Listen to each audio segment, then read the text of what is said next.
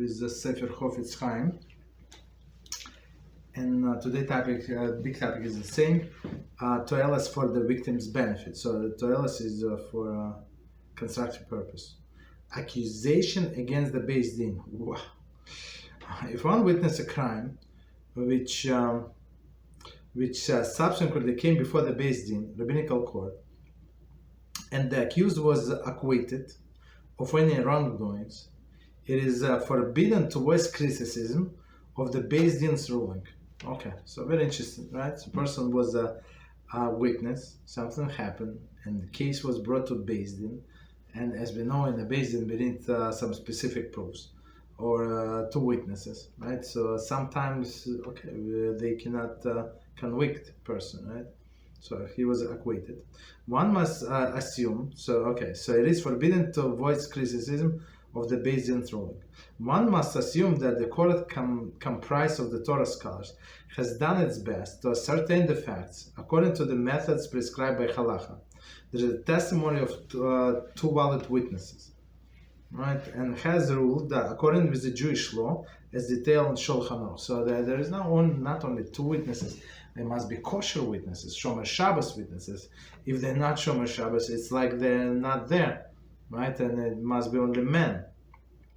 And in some cases, we allow women and minors, but otherwise, most of the business laws, others, only men.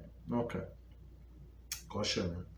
If one was the sole witness to the crime, then the testimony is invalid, no matter how convincing his argument. So as we said before, a single witness is not allowed to testify in the Beis Din, right? Because it's a pure Lashon Hara. Why we cannot do anything based on his testimony? Furthermore, one must come to terms with reality that humans are limited in their ability to determine and carry out absolute justice, and ultimately it is Hashem's power to correct the social injustice. Okay, so person says, how is it possible? So if there are no two witnesses and we did not warn a person, how is it possible to perform the justice? And the answer is that there is Hashem in the world, and He's going to do whatever needs to be done. So don't worry and don't lose your sleep over it. Continue. Certainly, one who loses court case cannot possibly be objective in his evaluation of the Beis Din ruling, right?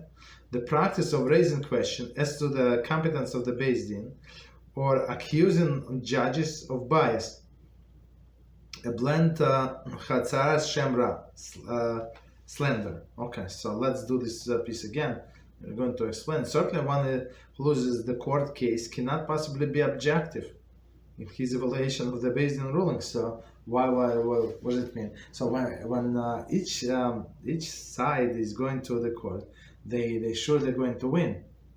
So it comes as a big surprise to any side that they're losing, right? So of course the person is very frustrated, and he's biased. Of course, how could I lose my case? Everything was corrected because of the Beis Din was biased. They like that person. They didn't like me because of this, because of that, right? The practice of raising question as to the competence of the Beis Din, right, is accusing the judges of bias, planting Shemra, right, slander. Continue. Nevertheless, if one suspects that the ruling was the result of error in a legal process, he could seek the advice of rabbinic authority and ask that he investigate the matter.